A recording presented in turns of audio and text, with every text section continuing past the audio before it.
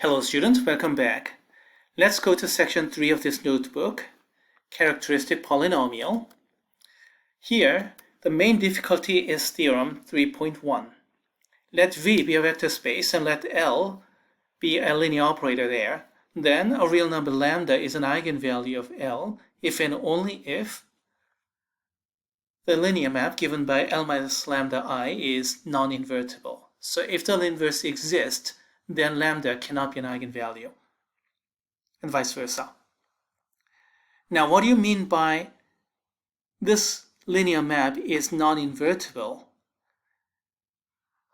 L is a linear map, and I, identity map, is a linear map, so L minus lambda I is certainly a linear map. So it is non-invertible means this linear map is not a one-to-one map.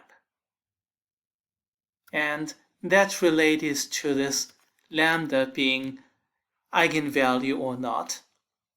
But then again, that can go a little bit deep, so let's postpone this proof. I have every confidence that I can complete it within this video, but for the time being, let's postpone it. Let's move on. Let's consider an application of it. The immediate corollary is this. Instead of looking at the linear map, let's look at a matrix associated to this linear map. So instead of looking at L from V to B, let's look at a square matrix A by fixing a certain basis. Whenever you have a basis, then we have a unique matrix associated to the given linear map. So that's what I'm doing there. So A is a matrix associated with L. Then this expression here can be rewritten as determinant of A minus lambda I equals to 0, basically the characteristic equation. What's the proof? Proof is actually amazingly simple if we take theorem 3.1 for granted. So here we go. 3.1 says these two are equivalent. Lambda is an eigenvalue of L. Then this linear map, L minus lambda I, is non-invertible, it says. Now here, we are looking at matrix A instead of linear map L. So let's replace A in place of L. Then this is what we get. A minus lambda I is non-invertible, but there's a difference. This time we are looking at a linear map. This time we are looking at a matrix. A square matrix, because L is a linear operator, so from V to same V, so A is a square matrix, same dimension. And I is, of course, the identity matrix of that dimension. So A minus lambda I is also a square matrix, so we can consider a determinant. For square matrix, non-invertible means determinant is 0. We already saw it in the previous chapter. So what do we have? Lambda is an eigenvalue if and only if determinant of A minus lambda I is equal to 0. And that's something we used in section 1 to determine eigenvalues. Let's see. This is what we used to do. Set up a polynomial equation, and 0 of this equation was the eigenvalue, and that's precisely what we are looking at right now, right here. Determinant of A minus lambda I is equal to 0. Call this part over here as a polynomial f of t, determinants of ti minus I, or A minus ti, equivalently speaking, called characteristic polynomial. And then set this one equal to 0, then the zeros are the eigenvalues. That's something we did in chapter 1. All boils down to the proof of theorem 3.1. If we assume this, then we have these two are equivalent. Now replace L by A, the matrix, then we have invertibility of matrix, so we have determinant, which leads to the characteristic equation. All right. So we provided the theoretical background of what we did in section 1, how to find eigenvalues. That's what we just did in corollary 3.2 and 3.3, characteristic polynomials and characteristic equation. Now what's left is the proof of theorem 3.1, and let's go ahead and do that. We have to prove two directions. Assuming lambda is an eigenvalue, we have to prove that this linear map in the right-hand side is non-invertible, and vice versa. This is non-invertible, then lambda is an eigenvalue. Okay, how do we prove one direction? Lambda is an eigenvalue, so we can find L of v is equal to lambda times v.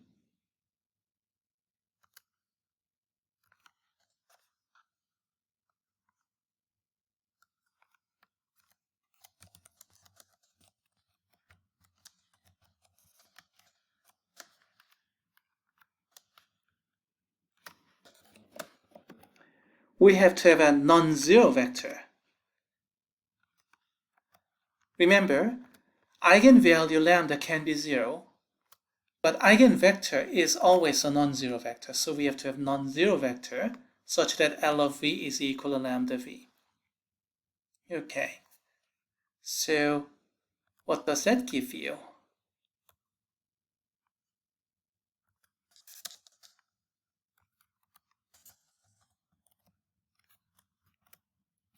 L of v minus lambda v is equal to 0 vector. That's what we get, right? All right, one more. That's equivalent to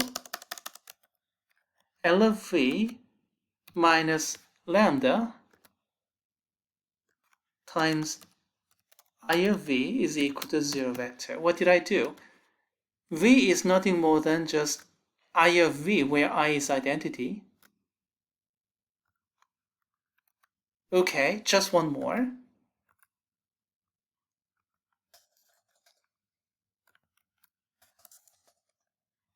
L minus lambda I of v is a 0 vector. That's what I got so far. So L of v equal to lambda v. Flip it to the other side. L of v minus lambda v is equal to 0. And let's manipulate the left-hand side a little bit. Instead of v, I of v, because I is identity, and then put all these together, L minus lambda I of v. Okay. And then finally, what does that tell me?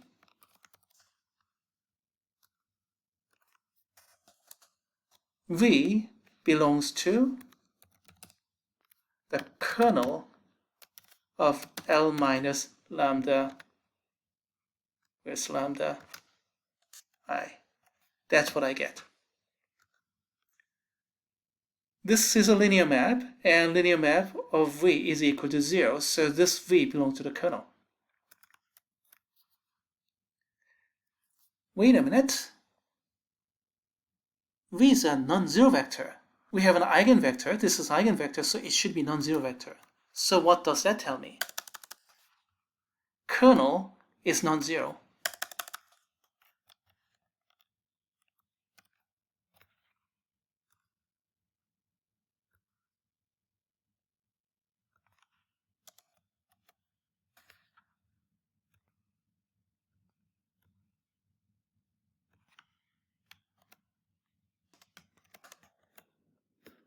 That's what I got.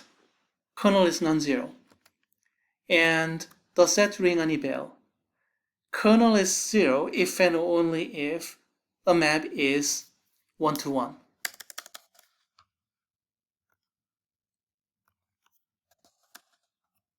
L minus this lambda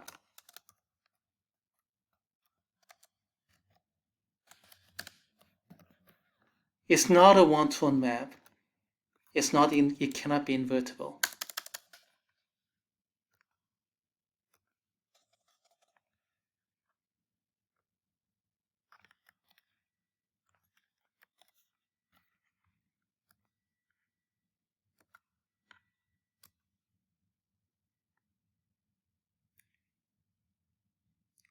It's not a one-to-one match, so not invertible. Let's just go directly to this.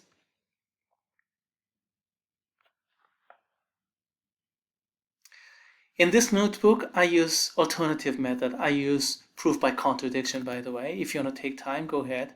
A little bit more elegant and shorter.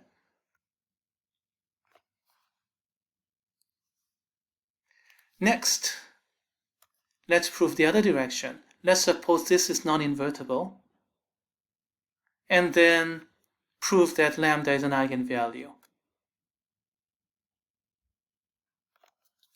Okay.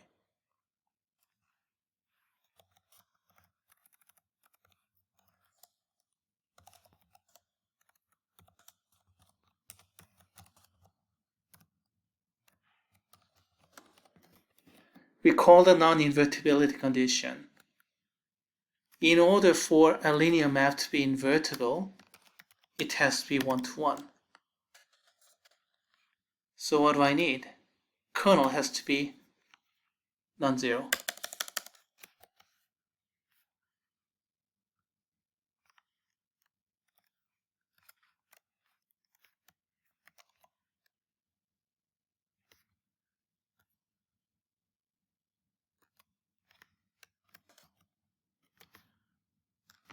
Kernel has to be non-zero. Oops, okay. So what do you mean by that? We can find a non-zero element so that L of lambda I of that is 0.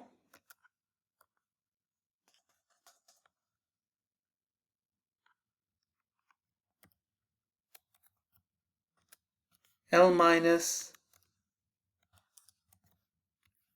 lambda I of V is equal to 0 for a non-zero vector.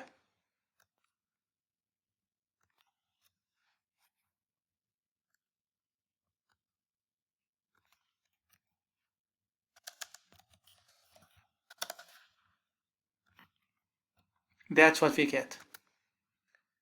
Not just any V, but non-zero vector.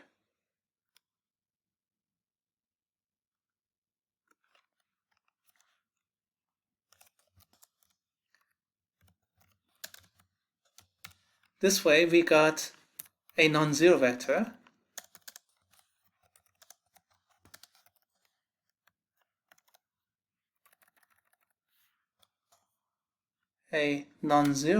V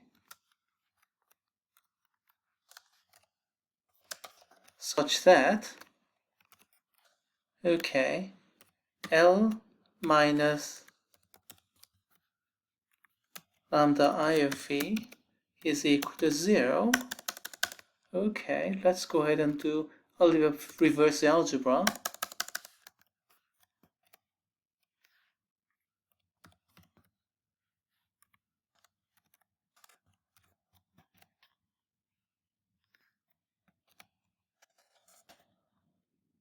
And then I'll just rewrite it as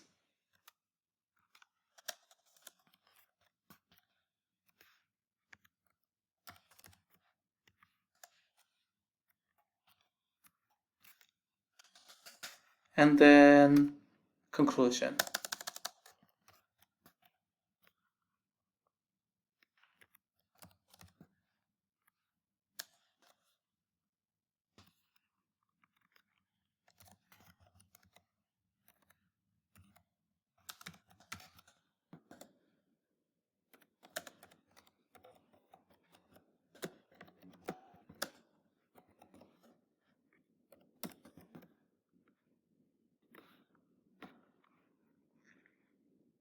That completes the proof of the other direction. It's basically the same idea. We are talking about invertibility, non-invertibility versus kernel being or 0 or non-zero. Same idea, but the logical expression requires a little bit more polishing here, especially about there exists something, etc. And that's why there's a subtle difference between one and the other. Let's go back to the original. One direction. Assume lambda is an eigenvalue, and let's prove this linear map is non-invertible. How do we do that? It's an eigenvalue, so there should be an eigenvector, which means a non-zero vector, so that L of v is equal to lambda v. And then from here, apply some basic algebra. Flip lambda v to the other side. Right-hand side is equal to 0, and v is I of v, and finally L of lambda I of v is equal to 0, so that we have L of lambda I popping up, and equal to 0 where v is non-zero, alright, equal to 0, so v belongs to kernel, and v is non-zero vector, so kernel is non-zero, therefore non-invertible. How about the other direction? Again, the same idea, non-invertible, that means non-zero kernel, so they exist a certain non-zero vector so that lambda minus L minus lambda I of v is equal to 0. So this writing was a little bit tough, but this part, that's just routine algebra, and here you go.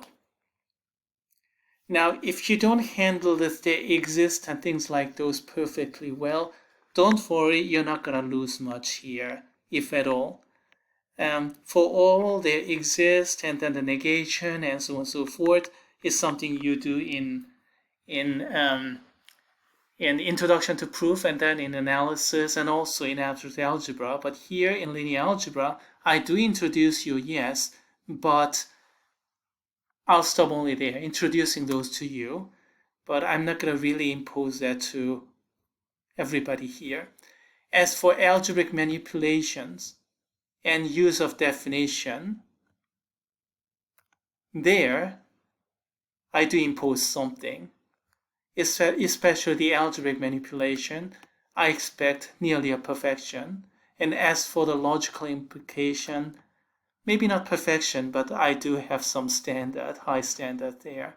So anyway, here is the proof, and that completes all the theoretical foundation for section 1 of this notebook. Let's stop here.